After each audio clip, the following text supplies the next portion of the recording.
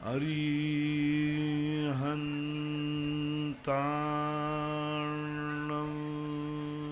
इणमो अरिहन्ताणम् नमो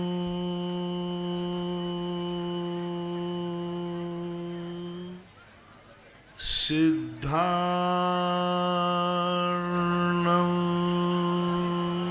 इणमो सिद्धार्णम् नमो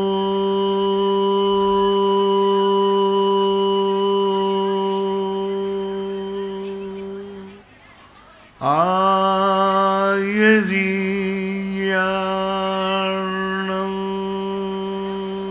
इणमो आयर्याणम् नमो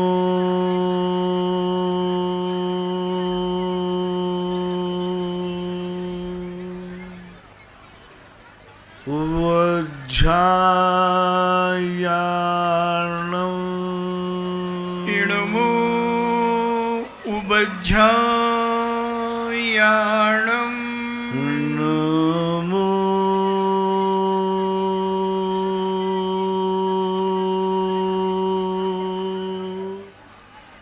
लोये सव साहूर्णम् नमो लोये सब साभूणम्। पंच परमेष्टि भगवान की जय। आचार्य श्री गुरुवर कुंद कुंद महाराज की जय। आचार्य श्री गुरुवर विद्यासागर महाराज की जय। परम पूजनीय निर्व्यापक श्रवण मुनि श्री सुधा सागर जी महाराज की जय हो। गगन बिहारी श्री पार्श्वनाथ जी भगवान की जय। श्री गंभीर सागर जी महाराज की जय। पूज्य श्री से प्रार्थना। सचिन जैन, श्रीमती चंदा डॉक्टर मगन जैन आष्टा से पूछते हैं, नमोस्तु महाराज जी, निरुपभोग मन्यतम का अर्थ क्या होता है? शरीर जो होते हैं नाना प्रकार के शरीर होते हैं। एक आत्मा संसार में रह करके बहुत सारे साधनों का उपयोग करना पड़ता है। जीव जब दुनिया के अंदर रहता है तो एक सूक्ष्म शरीर होता है, जैसे आज की आधुनिक भाषा में सूक्ष्म शरीर कहते हैं, और एक स्थूल शरीर होता है जो अपन देखते हैं। यह स्थूल शरीर के लिए ताकत कौन देता है, कौन चलाता है स्थूल शरीर को? अपन को देखने में आ रहा है कि स्थूल शरीर हाथ पैर हिल रहे हैं, अपन को देखने में आ रहा है कि हेलोजन जल रहा है, लेकिन हेलोजन को जलाने वाला करंट है जो हमें देखने में नहीं आ रहा, हमारी आंखों में देखने में नहीं आ रहा है, क्योंकि उसके पास कोई ऐसा प्रकाश नहीं है जो तुम्हारी आंखों का विषय बन सके। लेकिन करंट बह रहा है, लेकिन प्रकाश उस करंट से नहीं मिलता, प्रकाश मिलता है हेलोजन से, बल्ब से। तो जो हेलोजन है जिसको अपन उपयोग करते हैं, अपने शरीर का उपयोग करते हैं, अपन उठते हैं, बैठते हैं, खाते हैं, पीते हैं, बोलते हैं, देखते हैं, ये सब हेलोजन के समान प्रकट देखने में आ रहा है। लेकिन यदि एक सेकंड को इसका करंट यदि डिस्कनेक्ट हो जाए तो यह हेलोजन अंधकार रूप दे देगा। ऐसा ही अपना ये शरीर है, ये सब कुछ देखने में आ, सब कुछ करने में आ रहा है, लेकिन इसके पीछे एक सूक्ष्म शरीर है, परम परम सूक्ष्म, अति सूक्ष्म, जो हमारी आंखों के विषय नहीं बनता, जो हमारे, लेकिन उसकी सारी ताकत इस शरीर में उस कार्बन शरीर से आती है, जिसको जैन सिद्धांत ने कार्बन शरीर नाम दिया। निरुपभोग इसलिए कहा जैसे करंट हमारे किसी काम में नहीं आता, कोई उपभोग में नहीं आता, डायरेक्ट हम करंट से कुछ भी प्रयोग नहीं कर सकते, डायरेक्ट करंट से हमारा कोई भी कार्य नहीं सकता। करंट किसी ना किसी माध्यम से उसको मशीन में पंखे में, सब में किसी ना किसी रूप में जाएगा। करंट पंखे में जाएगा, पंखा आपके पास चलेगा।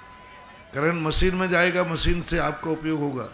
यानी औदारिक शरीर, वैक्रियक और आहारक, ये 3 शरीरों के माध्यम से व्यक्ति सारे संसार की क्रियाएं करता है।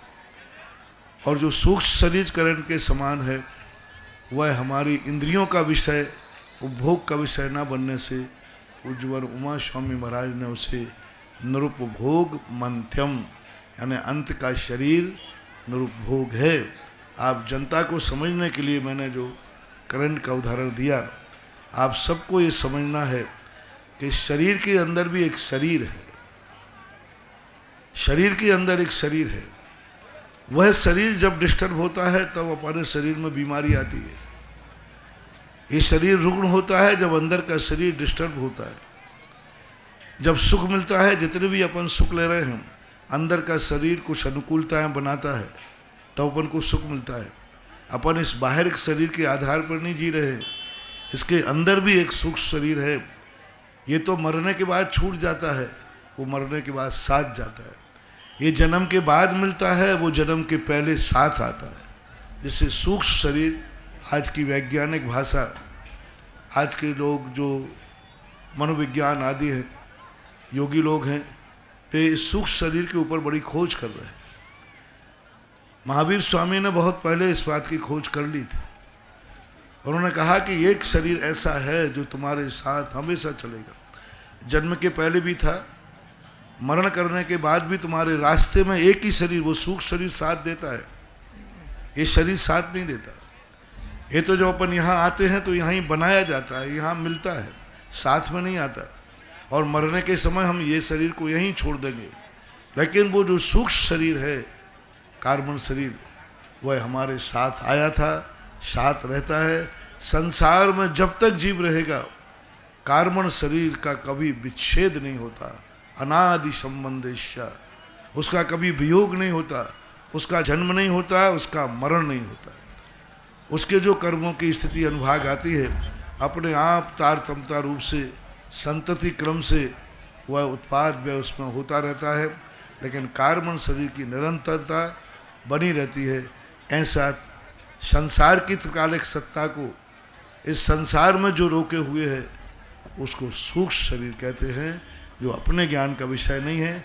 बस इतना ही है, बल्ब जल रहा है, इसका अर्थ लाइक करंट है। बल्ब बुझ गया है, इसका अर्थ करंट में डिस्टर्ब हुआ है।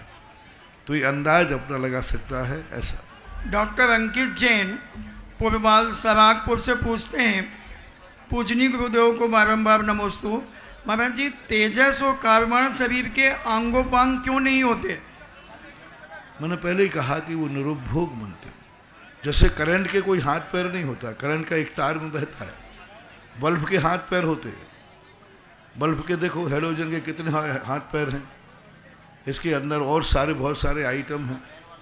लेकिन करंट के कोई हाथ पैर नहीं होते। इसी प्रकार कार्बन शरीर निरुपभोग होने से उनके अंगोपांग नाम कर्म होता ही नहीं है। ये नियत सत्य, तभी तो वो सूक्ष्म है। यदि उसके हाथ पैर की स्थिति बन जाए तो फिर सूक्ष्मता का उपयोग नहीं बने। दीपाली जैन कटनी से पूछती हैं, नमोस्तु महाराज जी, मैं सबके साथ बहुत अच्छा करता हूँ, तब भी मेरे साथ बुरा होता है। ये अपशय नाम कर्म का उदय तो है, मगर मैंने पूर्व जन्म में ऐसा क्या किया जिसके कारण मेरा कभी यश नहीं फैलता? वर्तमान में जो कुछ भी हो रहा है उसको अतीत से जोड़े, और वर्तमान में जो कुछ नहीं हो रहा है उसको अतीत से जोड़े। बिना किसी किए हुए कोई भी फल नहीं मिलता। आपने कभी ना कभी किसी के यश में बाधा डाली होगी, किसी यश को देखकर ईर्ष्या की होगी, और जिन्हें बहुत अच्छा कार्य किया होगा, लेकिन आपने उसके लिए 2 शब्द भी प्रशंसा के कभी नहीं बोले होंगे, बल्कि नकारात्मक और कर दिया, तुमने कौन सा बड़ा कार्य कर दिया। कभी कभी होता है व्यक्ति कि दूसरे गुणवानों को देखकर ईर्ष्या करता है। वो जान रहा है कि सही है, वो जान रहा है कि बहुत अच्छा आदमी है, लेकिन चूंकि व्यक्तिगत विद्वेष के कारण से हम उसके गुणों को सहन नहीं करते। ईर्ष्या भाव, दूसरों के गुणों को बढ़ोतरी देख करके जो ईर्ष्या भाव आता है, उससे इस प्रकार के कर्मों का बंध होता है। दूसरा का भाव होता है कि उसके पास यह गुण है, ये चीज़ ईर्ष्या के कारण नहीं, यदि स्पर्धा के कारण में आता है कि मैं भी ऐसे प्राप्त करूं तो बन जाता है। लेकिन व्यक्ति स्वयं तो प्राप्त कर नहीं पाता, लेकिन दूसरों के दोषों को लांछित करता है, कलंकित करता है, दूसरों की अच्छाइयों को बुराई के रूप में परिवर्तित करता है। यह नियम से आपने कोई कर्म किया है, उसी का परिणाम है। इसका उपाय एक ही है, आज से अपने मन को बदलिए। जो कुछ हमारे पास नहीं है, जिसके पास है उसकी प्रशंसा करना शुरू कीजिए। गुणवानों को देखकर जितना प्रसन्न होंगे, मैंने कई बार प्रश्नों में कहा, कोई व्यक्ति कहता महाराज जी मैं कुछ पाना चाहता हूँ लेकिन मुझे कुछ नहीं मिलता, मैं इज्जत चाहता हूँ इज्जत नहीं मिलती, मैं धन चाहता हूँ धन नहीं मिलता, मैं निरोग होना चाहता हूँ मैं निरोग नहीं हो पाता, बड़ा परेशान हूँ, सब तरफ से परेशान। भगवानों को भी धोख ले गई, साधु संतों को भी धोख दे लिया, को भी यात्राएं भी कर ली, लेकिन हमारे जीवन में कुछ घटित नहीं हो रहा। चढ़ गए, सब साधु संतों ने भी आशीर्वाद दे दिए, फिर भी हमारी जिंदगी में वो नहीं हो पा रहा है जो हम चाहते हैं, वो नहीं पा रहा हूं जो हम चाहते। बहुत सरल सूत्र तुम्हें देता हूं, बहुत सरल सूत्र। तुम कुछ दुनिया के चक्कर सब छोड़ दो, ज्यादा मत। जो चीज तुम चाहते हो वो देखो किसके पास है,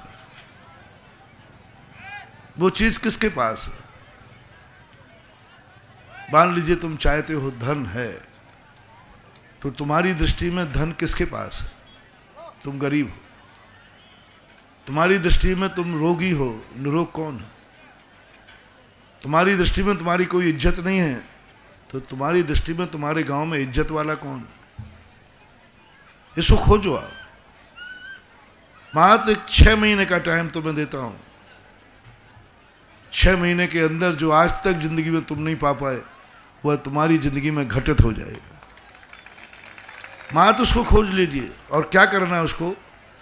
बस जैसे जो चीज़ तुम्हारे पास नहीं है और किसी के पास है, उसको आप कुछ नहीं, उसको देखकर ईर्ष्या मत करना, जलन मत होना। 90% लोग जलते हैं, बस उसको कुछ नहीं करना। उसको देख करके आपको जय जिनेंद्र, उसको देख कर आपको राम राम, और उसको देख करके आपको मानना है आज मेरा सगुन हो गया, जो मेरे पास नहीं वो इसके पास है, ये मंगल हो गया, शुभ दिन है, शुभ घड़ी है, वेलकम। बस आपका शुभ दिन चालू हो जाएगा। सगुन मान लीजिए उसको। जिस चीज़ को आप तड़प रहे हैं वो चीज़ सामने वाले के पास है, आपके लिए सगुन है। शुभ माने, उसको राम राम कहें, उसका इज्जत करें। जितना वेलकम करोगे, गुण शुभ प्रमोदम, हमारी सांस्कृतिक भाषा में इसको गुण शुभ प्रमोदम बोलते। गुणवान को देखकर जो प्रमोद भाव आता है, उससे हमारे अंदर गुण प्रकट हो जाते। आप लोग सपोज कीजिए आप सो रहे हैं दोनों, एक को बहुत सिर दर्द हो रहा है, रात में नींद नहीं आ रही।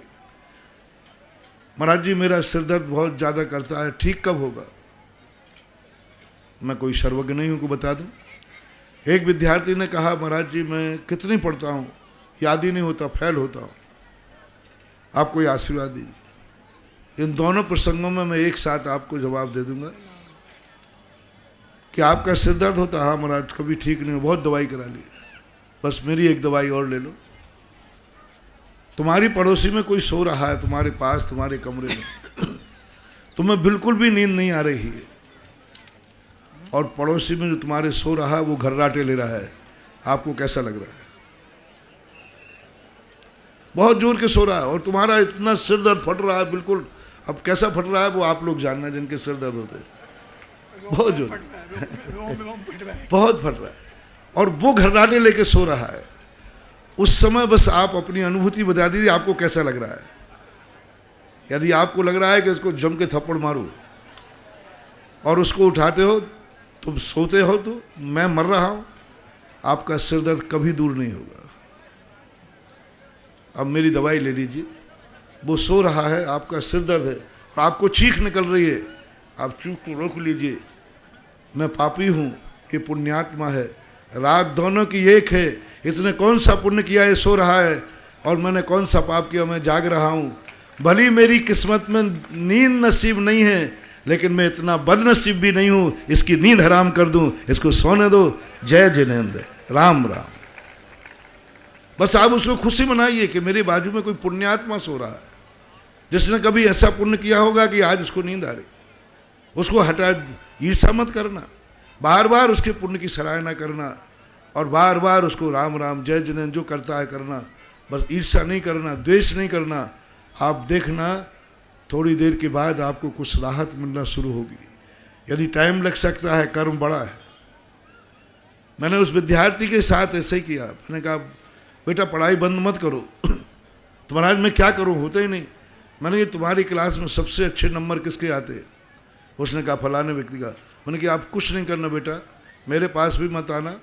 मैंने मंदिर के लिए नहीं कहा, मैंने कहा सुबह उठ कर के उस दोस्त के पास जाकर उसको वेलकम किया करो, नमस्ते कहा करो, और जब भी वो मिले तुम्हारे मन में तो तुम खुश होना ना, आज कुछ अच्छा होने वाला है, क्योंकि हमें वो मिल गया जो नंबर मैं चाहता हूँ वो इसने पा लिए। मैं उसको जय जिनेंद्र करता हूँ। और उसने 6 महीने किया। जिसने जिंदगी में उम्मीद छोड़ दी थी कि मैं कभी पास नहीं होऊंगा, उसने 55% नंबर लाया। 55%, 56-55 के बीच में से नंबर आया। तो सबसे बड़ी चीज है कि सुखी व्यक्ति को देख करके हमें कभी ईर्ष्या भाव नहीं करना, बल्कि ये करना जो चीज मैं नहीं पा पाया वो इसके पास है। हर गरीब को, अमीर को देखकर ईर्ष्या नहीं करना, खुशी मनाना। इसने जन्म जन्म में कोई पुण्य किया होगा तभी इसके पास 2 पैसे हैं, और मैंने जन्म जन्म में कोई पाप किया होगा जो मैं कौड़ी को तरस रहा हूँ। उसको चाहना है तो आप उसका वेलकम कीजिए। संक्षेप में एक बहुत बड़ा सूत्र इस लाडगंज की भूमि पर सबके लिए दिया। जैन अजैन सभी इसका प्रयोग करें। ब्रह्मचारिणी रिद्धि जैन मिलौनीगंज जबलपुर से पूछती हैं, नमोस्तु महाराज जी, श्री पद्म पुराण ग्रंथ में एक प्रसंग आया है, जब लक्ष्मण और दशानंद का युद्ध होता है तब वो एक दूसरे पर पाप और धर्म बाण छोड़ते हैं। तो ये पाप बाण और धर्म बाण क्या होते हैं? धर्म और पाप बाण के 2 कारण होते हैं। पाप बाण वो कहलाता है जिसमें नाश करने की बुद्धि होती है, जिसको नाश करना है। धर्म बाण वो कहलाते हैं जिसमें व्यक्ति मारना नहीं चाहता, उसको हिदायत देना चाहता है, उसको नसीहत देना चाहता है, उसको कहना चाहता है कि ये मेरे रास्ते से हट जाए। दोनों पक्ष पहले ये प्रयास करते हैं कि हमें मारना नहीं पड़े, ये अपने आप हट जाए। रावण भी ये प्रयास करता है कि मैं कुछ ऐसा कुछ करूं कि ये सारी वानर सेना, श्री राम लक्ष्मण आदि, ये अपने आप पलायन होकर के पीछे हट जाए, अपने आप लौट जाए। ऐसे धर्म बाणों को वो छोड़ता है जिनके कारण से वह हिदायत देना चाहता है। और इसी प्रकार इस पक्ष से भी छोड़े जाते हैं कि रावण को मारना नहीं पड़े, वो अपने आप समर्पित होकर के अपने अपराध को स्वीकार कर ले। तो जिसमें हिदायत दी जाती है, विनाश का भाव नहीं रहता, उनको धर्म बाण बोलते हैं। और जिसमें साक्षात विनाश का भाव होता है उसको पाप बाण बोलते हैं। रामायण पहले धर्म युद्ध जितने भी होते थे उनमें ये दोनों का प्रयोग किया जाता था। दोनों में ये प्रयास किया जाता था कि किसी कारण से युद्ध यदि रुकता है तो रुकना चाहिए। धीरज जैन मुंबई से पूछते हैं, नमोस्तु महाराज जी, क्या आत्मा और मन दोनों एक हैं या अलग अलग हैं, और मन और आत्मा क्या दिखाई क्यों नहीं देते? मन और आत्मा दोनों भिन्न वस्तु हैं। जैसे आँख कान नाक होते हैं, ऐसे एक मन होता है, अपने हृदय में होता है, जहाँ समस्त हस्तियाँ खत्म होती हैं। या 8 पाखुड़ी वाला एक द्रव्य मन होता है, जैसे आँख होती है ना, कान, ऐसे ही वहाँ से हमारे विचार चलते। वो विचार हमारे हृदय से उठते हैं और मस्तिष्क से आते, क्रियान्वित मस्तिष्क से होते। विज्ञान मस्तिष्क से मानता है, लेकिन हमारे यहाँ विचार हृदय से उठते हैं, मस्तिष्क से फॉलो होते हैं और हमारी पकड़ में आते हैं। मन देखने में आने में कोई बाधा नहीं है। ये बात अलग है कि अंगुल का असंख्यात्मा भाग प्रमाण इतना छोटा होता है कि आज विज्ञान के द्वारा कोई भी यंत्र नहीं बनाया गया जो देखा जा सके। अंगुल का असंख्यात्मा भाग आँखों से, इंद्रियों से देखा नहीं जा सकता। किसी भी इंद्री का विषय बनाना चाहें हम तो नहीं बन सकता।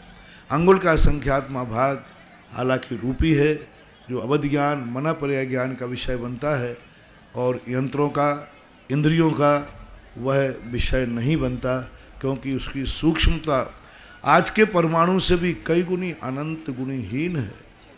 आज का परमाणु जिसे तुम कह रहे हो वो परमाणु है ही नहीं, वो तो स्कंद है।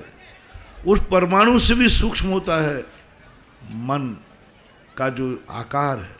उस परमाणु से जो आज विज्ञान ने खोजा है, उस विज्ञान से भी सूक्ष्म है अंगुल का संख्यात्मक भाग, इसलिए वो देखने में नहीं आता, बाकी वह अरूपी है। आत्मा तो वैसा ही अरूपी है, और अरूपी द्रव्य अपने ज्ञान का विषय नहीं बनता।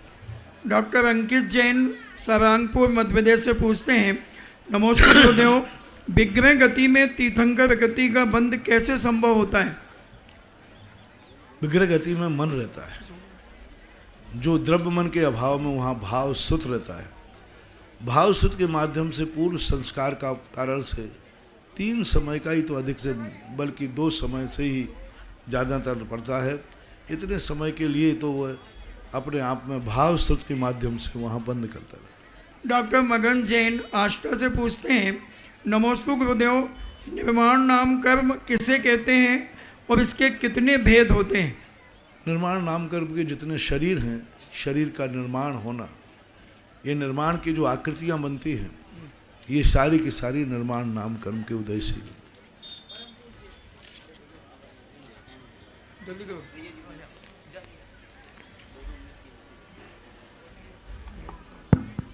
बोलिए परम पूज्य निर्यापक श्रवण मुनि पुंगव श्री सुधा सागर जी महाराज की,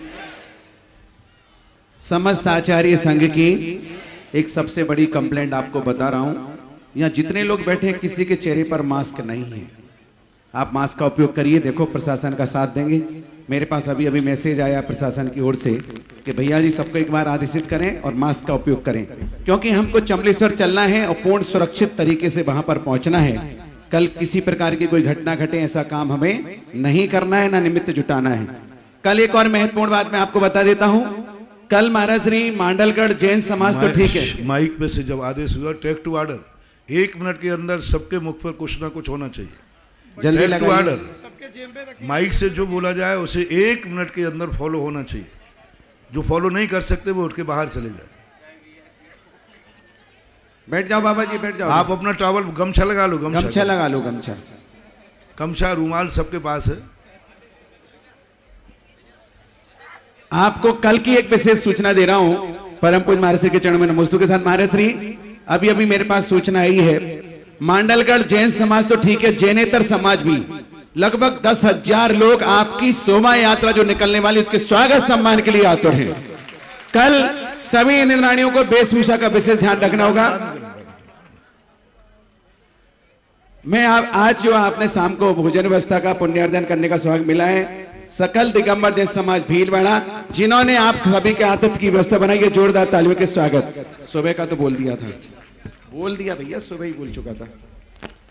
अब हम चलते हैं बागी द्वारा दिगंबर समाज की ओर से भी 25,000 रुपए की राशि इस महोत्सव के लिए, 11,000 रुपए की राशि अशोक जी कासलीवाल जयपुर, 11,000 रुपए की राशि लखनऊ स्वाध्याय मंडल की ओर से और 11,000 बेगू दिगंबर जैन महिला मंडल की ओर से। सभी के सम्मान में जोरदार तालियां। बिमल कुमार जी, जया जी, आर्य, आराध्या चौधरी बेंगलोर, सभी के लिए बहुत बहुत आभार।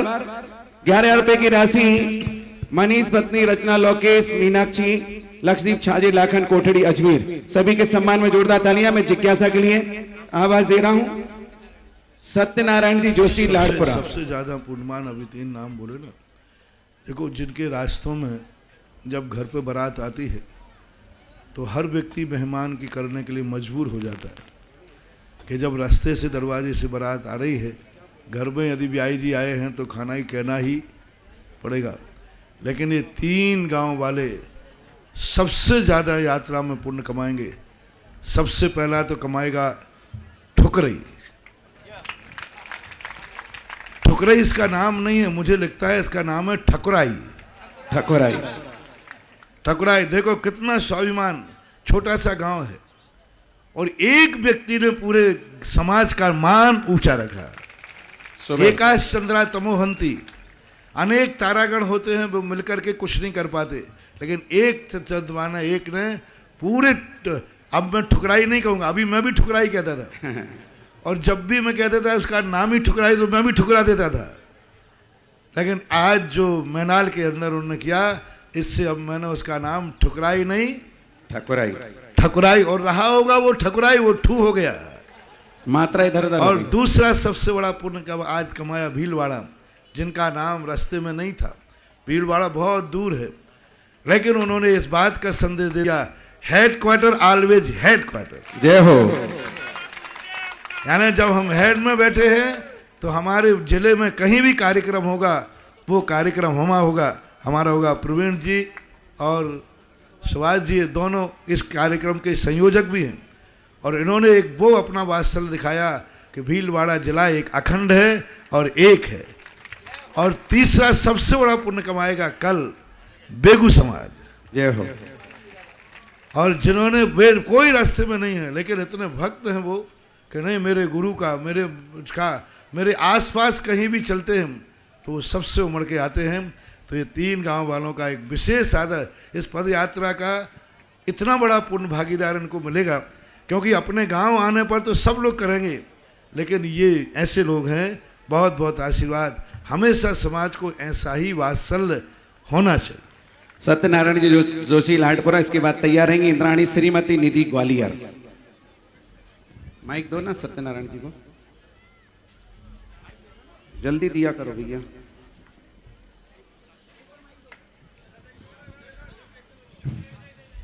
महाराष्ट्र का लाड़पुरा की धरती पर लाड़पुरा ग्रामवासियों की तरफ से हार्दिक अभिनंदन, नमन सभी संघ का एवं सभी पधारे हुए अतिथियों का।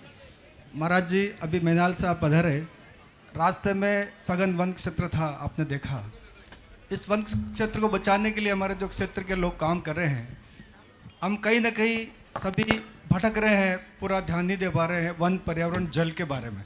तो मैं आपसे आग्रह करूंगा कि धर्म के आधारित हम ऐसा क्या करें कि आने वाले जो आर्थिक और भौतिक युग आ रहा है, इसमें इस वन, पर्यावरण और जल को बचाने के लिए धर्म के आधार पर हम चलें और किस प्रकार से इसको बचाएं। यह मैं आपसे। धर्म ने कभी विज्ञान को अपने से अलग नहीं माना, लेकिन विज्ञान हमेशा धर्म को अलग करने का प्रयास कर रहा है। और ये निश्चित है कि विज्ञान धर्म के बिना अधूरा है। कितना बड़े भाई राष्ट्र अपना कुछ भी कर ले, धर्म के बिना कभी भी राष्ट्र चल नहीं सकता। कितने भी राजनीति पर हमने आ जाए, अंत में कि हर व्यक्ति को कहीं ना कहीं धर्म का आश्रय लेना पड़ेगा। पहले विज्ञान भी चलता था, लेकिन विज्ञान का यंत्र युग भी था।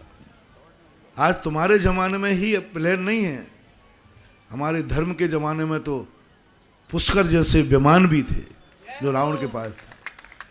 तो ऐसी संस्कृतियाँ थी, लेकिन आज धर्म की जो उपेक्षा की जा रही है, धर्म ने पर्यावरण का इतना ध्यान दिया है, इतनी पर्यावरण के संबंध में जैन दर्शन, वैष्णव दर्शन, सब दर्शनों में हर पर्यावरण के लिए कहा गया।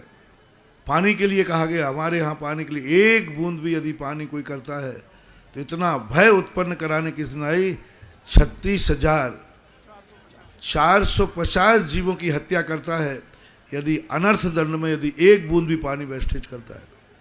पानी के संबंध में जैनाचार्यों ने बहुत अनर्थ दंड दे दिया, एक बूंद भी आप वेस्टेज नहीं कर सकते। पर्यावरण के संबंध में बहुत लोगों ने, आज विज्ञान ने कुछ नहीं किया, विज्ञान ने जो कुछ भी नाश किया, धर्म ने सदा पर्यावरण की बात की थी। तुम ये मत समझना कि हमारे भगवान श्री राम, हमारे भगवान महावीर स्वामी आदि ये सब जो विज्ञान आज तुम्हें दे रहा है इस संबंध में जानते नहीं थे, सब जानते थे। लेकिन वो जानते थे कि यदि हम ये उपदेश दे देंगे तो पर्यावरण का नाश हो जाएगा। एक पिता अपने बेटे को वही बताता है जो उसके लिए हित में होता है। ना जाने कितनी बातें पिता जानता है, लेकिन बेटे को नहीं बताता, क्योंकि वो उसके लिए, तो हमारे परम पिता जो लोग थे ये सब कुछ जानते थे, लेकिन वो बताते नहीं थे, क्योंकि वो जानते थे इसका सर्वनाश। विज्ञान ने हर चीज़ पर पर्यावरण का नाश कर दिया। आज पानी का कमी के कारण क्या है, आज यदि काश बोरिंग नहीं होती, आज काश यदि पानी का इतना दुरुपयोग दोहन नहीं होता, आज सारी नदियां गंदी कर डाली फैक्ट्रियों ने। आज हमारे जो विज्ञान, जो हमारा धर्म का युग था, कोई भूखों नहीं मरते थे, तो समझा कि इतना धंधा कहाँ से आता, बहुत बढ़िया होता। आज सारे रोड कितना वनस्पतियों काट डाला।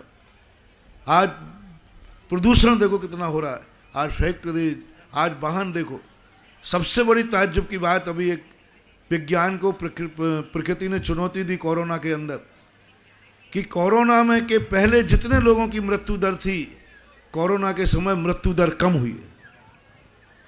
जयपुर का एक स्टेटस छपा था कि 1 महीने के अंदर वहाँ 3200 मौतों का हिसाब था।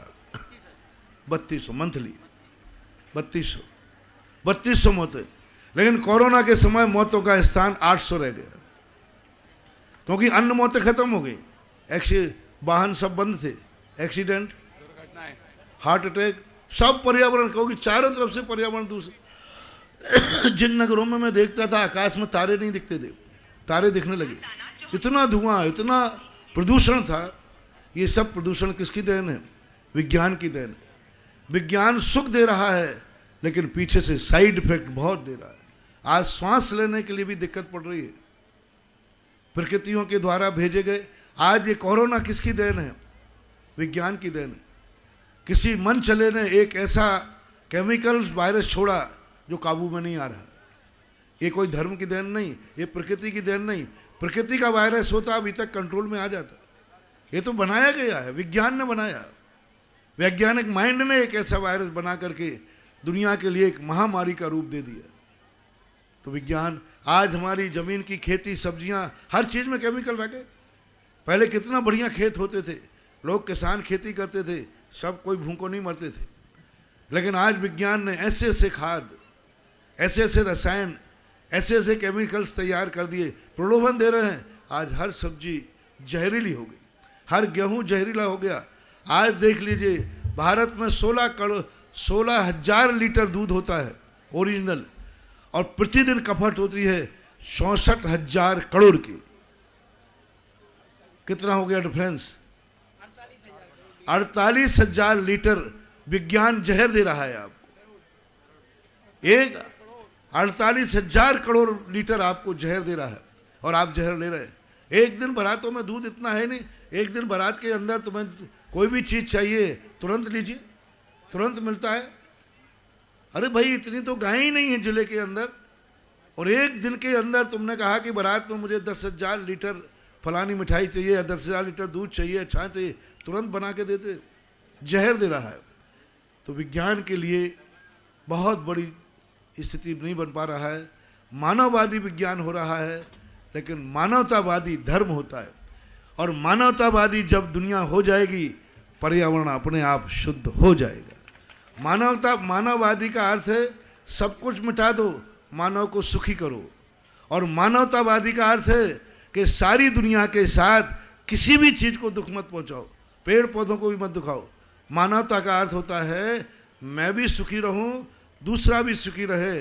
जैसे महावीर ने सबसे बड़ा एक मंत्र दिया था जगत को, मानवतावादी का, जियो और जीने दो, जय हो। और यह सबसे बड़ा मानवतावादी का संदेश था। लेकिन आज दुनिया मरो और जियो, ये वाले मारो और जियो, दूसरे को मार करके जिंदा रहो, दूसरे को लूट करके जिंदा रहो। ये जो पैथी विज्ञान की चल रही है कि सब को नाश कर दो, तुम अपने अंदर सुखी रहने का प्रयास करो। प्रकृति ने जो कुछ भी दिया है, सबको जिंदा रहने का अधिकार है और जिंदा रखना चाहिए। अगली जिज्ञासा श्रीमती निधि ग्वालियर, इसके बाद तैयार रहेंगे विनोद मोदी, अशोकनगर।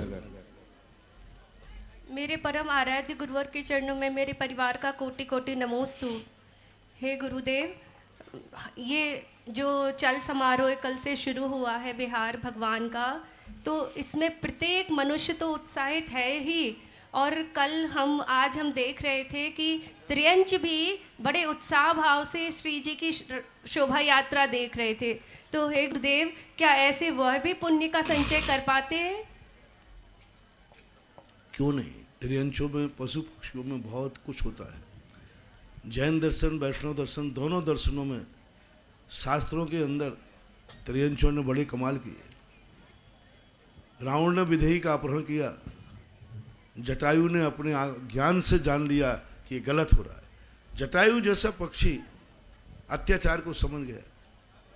जैन दर्शन में ऐसे सैकड़ों उदाहरण मिलते हैं। पशुओं में मात्र बोलने की क्षमता नहीं है, बाकी वही शक्ति होती है जो हमारे और आप में है। जो कुछ हम आप सोचते हैं वो भी उतनी सोचते हैं।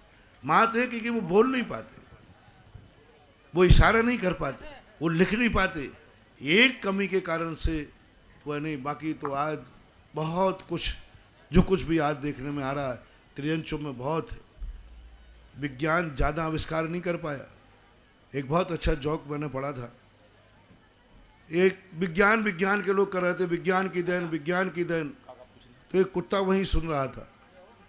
वो स्टेज पे आगे बोलता है, बोले साहब विज्ञान ने यदि ज़्यादा खोज कर ली है तो अंत में परेड ग्राउंड में यदि बम छुपा हो तो मुझे ही क्यों खोजा जाता है। यानी अभी विज्ञान मेरे पीछे है, मैं आगे हूँ।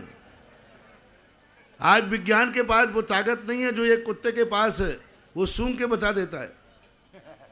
तो विज्ञान की खोज से भी एक कदम आगे है पशुओं के पास। ऐसी उसके अंदर जब भूकंप आया, सारे दुनिया के लोग मारे गए, लेकिन एक भी खुले जानवर, पशु पक्षी कोई भी नहीं मरा। गजब तो जब था उसमें एक भी कुत्ता नहीं मरा, जो बंधे थे वो मरे। एक भी बिल्ली नहीं मरी, एक भी बिल्ली कबूतर नहीं बना। सुबह जब देखा गया कि बिल्ली कबूतर कहाँ गए, सब वो गांव के बाहर जाकर के खुले मैदान में थे और इधर दीवारें गिर रही थी। कितना बड़ा वैज्ञानिक माइंड होता है पशुओं के पास, पक्षियों के पास। आगे विनोद मोदी का तैयार रहेंगे ब्रह्मचारिणी बहन इंदिरा, जयपुर। परम पूज्य निर्यापक श्रमण मुनिपुंगव श्री सदासागर जी महाराज के चरणों में मेरा, मेरे परिवार का, मेरे मित्र सुनील गालू, विपिन सिंघई और दर्शनोदय तीर्थ क्षेत्र कमेटी धुवन जी के सभी पदाधिकारियों का, कार्यकारिणी सदस्यों का बारंबार नमोस्तु नमोस्तु नमोस्तु। हे गुरुदेव, आज हमें इस रथ यात्रा में चमर ढुकाने का श्री दर्शनोदय तीर्थ क्षेत्र कमेटी को अवसर प्राप्त हुआ। सबके मन में एक ही भावना थी कि जैसे भगवान का समूहरण जब चलता है, ऐसा ही अनुभव हम सब ने आज इस रथ यात्रा में किया है। हे गुरुदेव, मेरी जिज्ञासा ये है कि हम इससे विगत लॉकडाउन के समय में जब आपके चरणों में आए थे तो आपने कहा था कि दर्शनोदय तीर्थ क्षेत्र में 500 नाम जब हुआएंगे तब हम सहस्त्रकूट के आपको आशीर्वाद देंगे, और आज हमारे पास 510 नाम हैं। हे गुरुवर, हमें ऐसा आशीर्वाद दीजिए कि आपके श्री चरणों के सानिध्य में हम श्री सहस्त्रकूट जिनालय का श्री दर्शनोदय तीर्थ क्षेत्र कमेटी की ओर से वहाँ पर शिलान्यास का कार्यक्रम संपन्न करा सकें और आपके चरण कमल शीघ्र ही उस धुवन जी की ओर बढ़ें जहाँ पर हम आपके आशीर्वाद से ही बहुत प्रगति की ओर हैं। प्रश्न सीमित जी महाराज जी, मैं एक और निवेदन कर रहा हूँ महाराज जी कि हमें शीघ्र ऐसा आशीर्वाद दें कि सहस्त्रकूट जिनालय की यहाँ पर हम शीघ्र स्थापना कर सकें। बहुत सारे नाम आ गए हैं, सब लोग पैसे जमा करा रहे हैं। ओम शांति। सभी लोगों से कहना है कि प्रश्न को सीमित करें। अभिवादन मंच नहीं है, ये जिज्ञासा मंच है। और दर्शनोदय तीर्थ क्षेत्र जो धुवन जी का है, वो तो अभी अपने आप में शुरुआत और मंगलाचरण के रूप में आगे बढ़ रहा है और बहुत अच्छा बढ़ रहा है। आज 500 सदस्यों की बात है, अभी 1000 सदस्य बनाना है। और जिस स्थान पर उनकी अनुकूलता बनती है, उस स्थान पर जिस दिन कमेटी चाहेगी उस दिन उसका कार्यक्रम प्रारंभ कर सकते हैं। मेरा आशीर्वाद है, और भी जो काम लगे हैं वो जल्दी से उसको पूर्ण करें। आगे तैयार रहेंगे राजेश जैन, दिल्ली। इंदिरा बहन, जयपुर। चलिए राजेश जी, दिल्ली।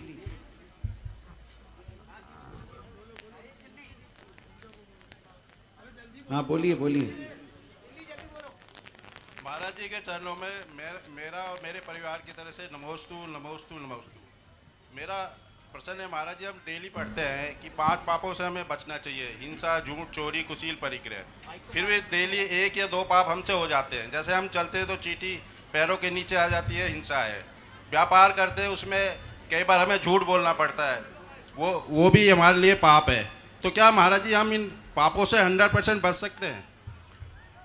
जिस दिशा में आप हैं उस दिशा में तो आप नहीं बच सकते, क्योंकि एक ही उपाय इसका है, कम से कम तुम्हारी दृष्टि में पाप महसूस हो जाए तो वह पाप से एक दिन बच ही जाएगा।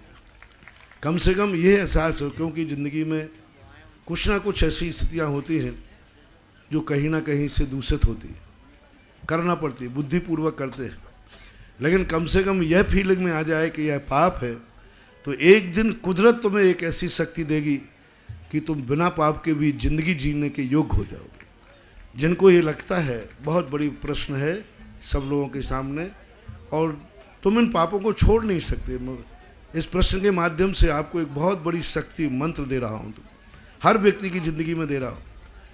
जिस व्यक्ति को गृहस्थी में रहकर हर चीज़ पाप दिखने लग जाए, खेती करूँगा कितने जीव मरेंगे, व्यापार करूँगा कितने जीव मरेंगे, पानी को ढोलूँगा तो कितने जीव मरेंगे, ये गृहस्थी चलाने में हमें कितने पाप करना पड़ रहे हैं। यदि 24 घंटे में 5 मिनट का समय मांगता हूँ आपसे, सारे जगत से, जैन अजैन सबसे, आपकी गृहस्थी में जो आपको पाप करना पड़ते हैं उनको पहले तो फीलिंग कीजिए, क्योंकि कोई ना कोई जीव की हिंसा हो ही जाती है, करना ही पड़ेगी, बिना करे आपकी ज़िंदगी नहीं चलेगी। आपको झूठ बोलना ही पड़ता है, आपके आजीविका चलाने के लिए, गृहस्थी चलाने के लिए आपको बहुत सारे पाप करना पड़ता है। बस आप 5 मिनट के लिए इस पर इंतजार कीजिए कि ये पाप मुझे करना पड़ रहे हैं, हे भगवान इस पाप से कैसे मुक्ति पाएंगे। यदि प्रतिदिन 5 मिनट आपने ये दिए, तो एक दिन तुम ऐसे स्थान पर जाके जन्म लोगे जहाँ पर जिंदगी तो चलेगी लेकिन कोई पाप नहीं होगा, जिसे भोग भूमि कहते हैं। भोग भूमि उन्हीं जीवों को मिलती है जो निरंतर गृहस्थी में झाड़ू लगा रहे, देखो ये पाप हो गया, पानी के लिए नहाया, देखो कितने जीवों की बरादना हो गई, देखो मुझे पेड़ काटना पड़ा, क्या करना, मकान बनाना था, क्या करना, खेत के बीच में आ रहा था। ये जो बार बार उसकी फीलिंग हुई, उस फीलिंग ने उसको एक दिन ऐसा बना दिया कि नहीं, ये व्यक्ति हर समय अपनी क्रियाओं में खुश नहीं हो रहा है। देखो मैंने पेड़ काटने से कितना अच्छा हुआ, मेरा खेत अच्छा हो गया, मेरे प्लाट की कीमत बढ़ गई, मैंने ऐसा करने से ये हो गया, ये खुशी नहीं होती, उसको दुख होता। तो कुदरत उसके लिए कहती है कि इसको ऐसे स्थान पर जन्म दो जिससे इसकी ज़िंदगी तो चले लेकिन वो पाप नहीं करना पड़े जिस पाप का इसने पश्चाताप किया है। तो ऐसे लोगों के लिए इसी पृथ्वी पर भोग भूमि में उनका अवतार होता है। इससे अधिक जो कहते हैं करते हैं वे फिर जाकर देवगति को प्राप्त हो जाते हैं। संक्षेप में हर व्यक्ति को कोई भी पाप आपसे हो रहा है, 5 मिनट पाप को एक्सेप्ट कीजिए और पश्चाताप कीजिए। क्या ज़िंदगी में ऐसा कोई समय आएगा जब इस मजबूरी से ऊपर उठ पाऊँ। ब्रह्मचारिणी बहन दीदी इसके बाद तैयार रहेंगे पंडित ब्रजेश जी शास्त्री। नमोस्तु नमोस्तु नमोस्तु। बाबा जी रुक जाओ, दीदी प्रश्न कर रही है। नाइक कैसे पहुंच गए उनके पास? उनने ले लिया दिल्ली वालों से। परम पूज्य मुनिवर, विश्ववंदनीय प्रातः स्मरणीय परम पूज्य मुनिवर के चरणों में बारंबार नमोस्तु नमोस्तु नमोस्तु। हे गुरुवर, मेरी जिज्ञासा नहीं, एक पीड़ा है मन में कि हमारे जैन धर्म में जैन होने के 3 लक्षण पहली क्लास में ही पढ़ा दिए जाते हैं, लेकिन आज 50-50, 40-40 साल के बरस के जो लोग हो जाते हैं तब भी ये तीनों नहीं छोड़ पाते, तो उनकी आगे कैसी गति होगी महाराज? क्या 3 कौन से? पानी छान कर पीना, रात्रि भोजन त्याग और देव दर्शन के जैनियों के 3 मुख्य लक्षण है और तीनों ही कोई नहीं पालते। अनादिकाल से धर्म और अधर्म के दोनों के बीच में धर्मों की संख्या कम होती रही। जिनकी होनहार भली होती है वो इस प्रकार की परिणति कर लेते हैं, क्योंकि प्रत्यक्ष और परोक्ष, व्यक्ति प्रत्यक्ष सुख चाहता है, परोक्ष नहीं। और धर्म की जो क्रियाएं हैं वो करंट के समान है कि करंट मिलता तो है, दिखता नहीं है। और जो भौतिक सुख है, ये वैज्ञानिक सुख जितने हैं, ये हमें प्रत्यक्ष रूप से दिखते हैं। तो व्यक्ति प्रत्यक्ष की तरफ जाता है, कोई बात नहीं, मुझे कभी ये दुख नहीं होता। मैंने पहले यह बात मेरे मन में भी खलती थी कि लोग मंदिर क्यों नहीं आते, पर बाद में मैंने छोड़ दिया। मैंने अब आगे चिंतन किया कि ये मंदिर आएंगे, एक व्यक्ति बुलाने से आ जाता है और एक व्यक्ति फिर दुखी होता है तब आ जाता है। आएंगे तो सही, जाएंगे कहाँ? 2 प्रकार के अपराधी होते हैं, एक अपराध करने के बाद अदालत में जाके कबूल कर लेता है और दूसरा अपराध के बाद कबूल नहीं करता, उसको रिमांडर पर दिया जाता है। और जब पुलिस की मार पड़ती है तो फिर वो अपने आप आके कहता हाँ साहब मैंने किया है। इसी प्रकार जब कर्मों की मार पड़ती है तो आज जो भगवान को भी भगवान मानने को तैयार नहीं है, आज वे गुरु को गुरु मानने को तैयार नहीं है, कल कर्म की मार पड़ती है। जो आज अपने बाप को भी बाप मानने को तैयार नहीं है, जब कर्म की मार पड़ती है तो गधे को भी बाप कहते हुए पाए जाते हैं और एक दिन ना जाने वो कहाँ कहाँ धोख देते हुए पाए जाते हैं। इसलिए दो तरीके लोग, एक धर्म के कारण सुधर जाते हैं, जिन्हें धर्म नहीं सुधार पाता उन्हें कर्म सुधारता है, लेकिन सुधरना तो इनको पड़ेगा। ब्रजेश जी शास्त्री इसके बाद तैयार रहेंगे। भंवरलाल जी जैन आरोली। पूज्य गुरुदेव के चरणों में मेरा, मेरे परिवार का और चौलेश्वर चौखले का कोटि कोटि नमोस्तु नमोस्तु नमोस्तु।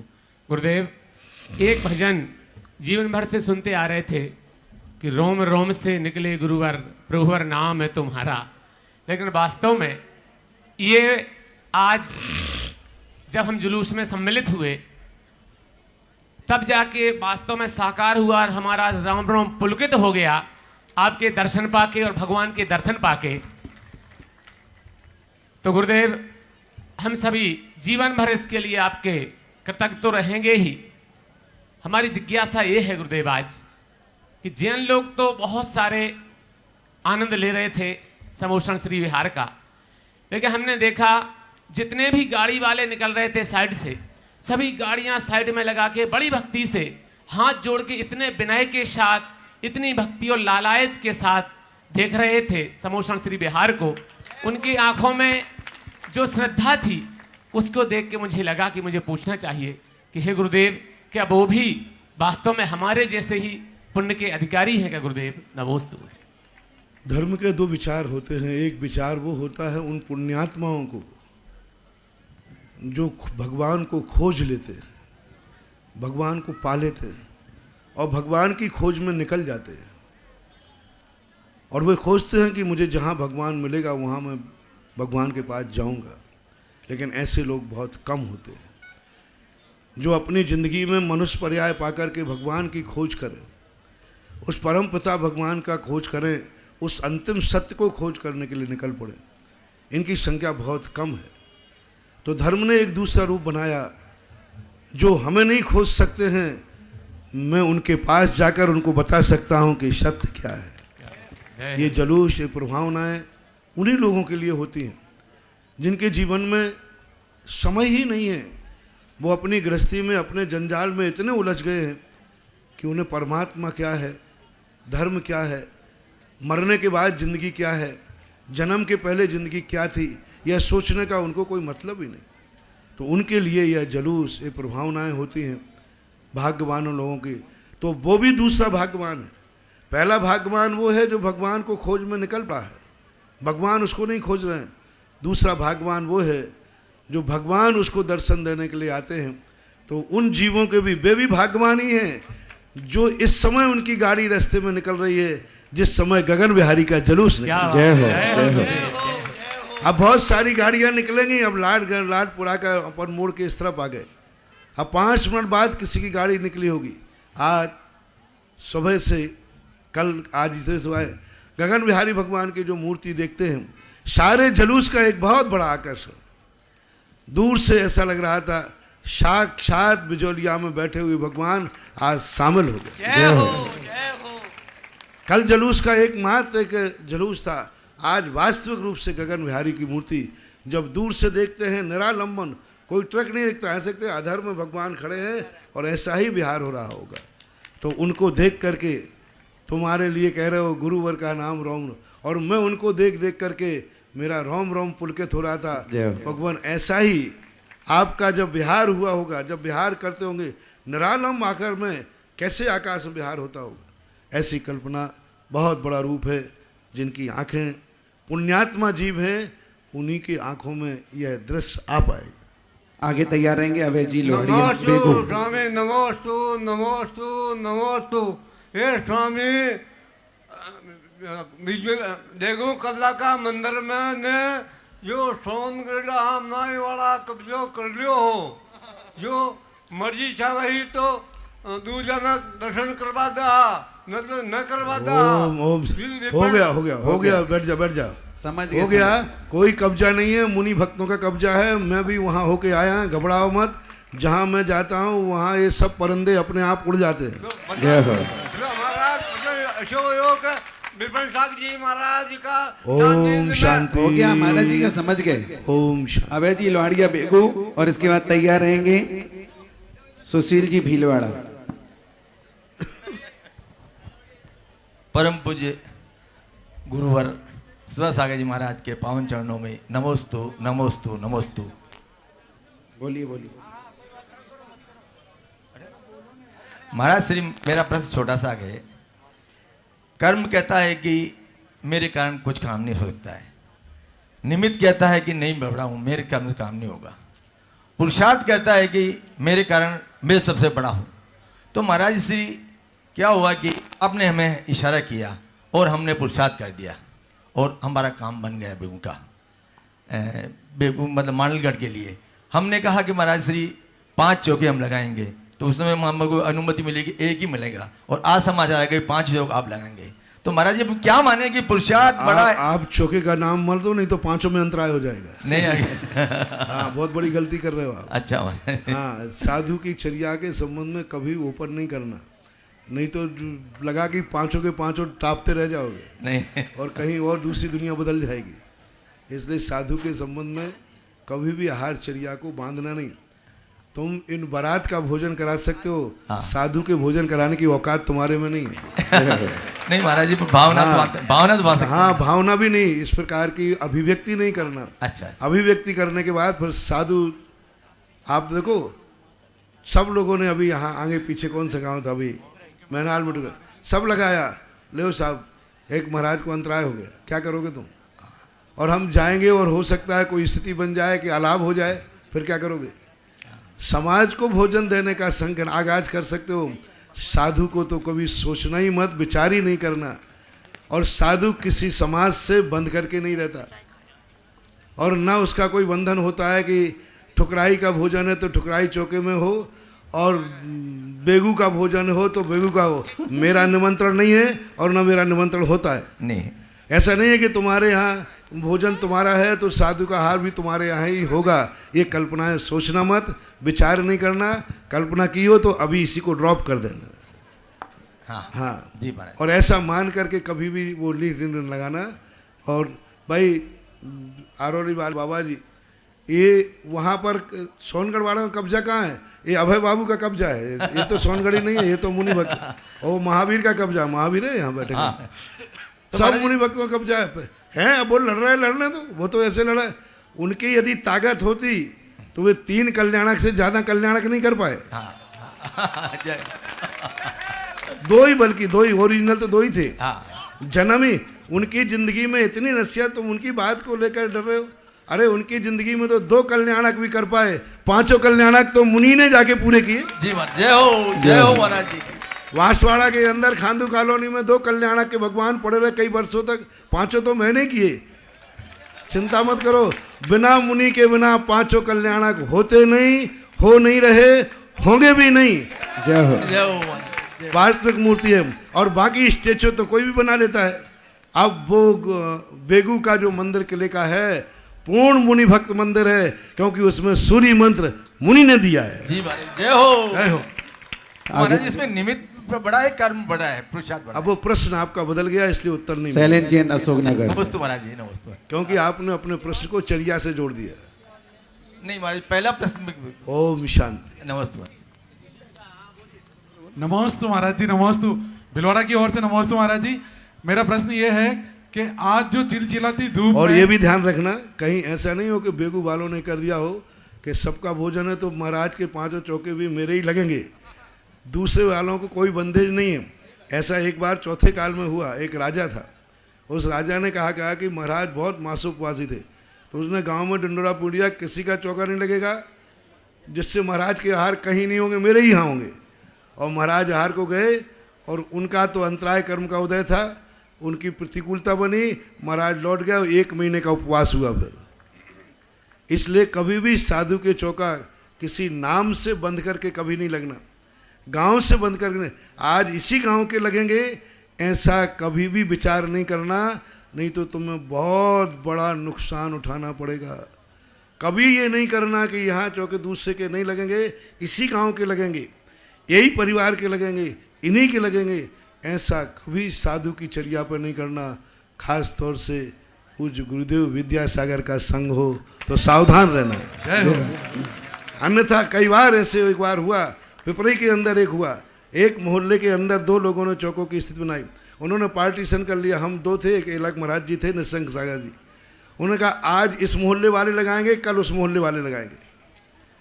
अब हमें तो कुछ हम लोग तो ऐसे विचार करते नहीं, और आज हम लोगों ने नियम ले लिया कि आज मैं उसी मोहल्ले में जाऊंगा, आहार मिलेगा तो करूंगा, और कमेटी ने निर्णय किया कि आज उस मोहल्ले में नहीं, कल इस मोहल्ले में लगेंगे। अब चौके सारे उस मोहल्ले में लगे, और मेरी विधि क्या थी, और वहाँ तो चौका ही नहीं था, अंजलि छूटी, उपवास हो गया। इसलिए साधु को कभी सीमाओं से मत मानना, ये असीम है, असीम ही रहने दो। शैलेंद्र जैन सिंगार अशोकनगर, शकुंतला जैन कोटा। नमस्ते महाराज जी। महाराज जी, आज विहार जब चल रहा था चिलचिलाती धूप में, और आपके साथ में 3 जिलों के प्रशासनिक अधिकारी चल रहे थे, और सैकड़ों की भीड़ चल रही थी, खूब धूप चल रही थी, तो ऐसा अनुभव में आ रहा था जैसे राम मंदिर बनने से पहले ही राम का युग सतयुग आ गया हो। तो महाराज जी, ये क्या आपका? अब इसके लिए तो मैंने तो कभी इसको कलयुग माना ही नहीं, क्योंकि मैं तो जहां जाता हूं वहां सतयुग दिखता है, और सब आनंद ही आनंद दिखता है। पता नहीं कौन कहता है कहाँ क्या होता है, अभी तक तो मेरी ज़िंदगी में ऐसा आया नहीं। मैं तो जब भी कहीं कदम उठाता हूँ, जहाँ कुछ सोचता हूँ, चाहे वो बिहार में हो, चाहे बड़े बड़े बिहार की हो, तब भी अनुकूलताएं बनती हैं, और कुछ प्रतिकूलताएं बनती हैं, तो प्रतिकूलताओं को हम प्रतिकूलता ना मान करके एक चुनौती मान के स्वीकार करते हैं, और उनके लिए भी एक बार मौका देते हैं कि तुम टकराने का किससे प्रयास कर रहे हो, इससे जो टकराएगा वो चूर चूर हो जाएगा या सम्यक दृष्टि हो जाएगा। इससे राम से टकराने वाला कोई आज तक हुआ नहीं। रावण टकराया तो चूर हो गया, और सुग्रीव मिला तो वो हनुमान हो गया। बाली जजमन मन। शकुंतला जी कोटा। परम पूज्य गुरुदेव के चरणों में शत नमन।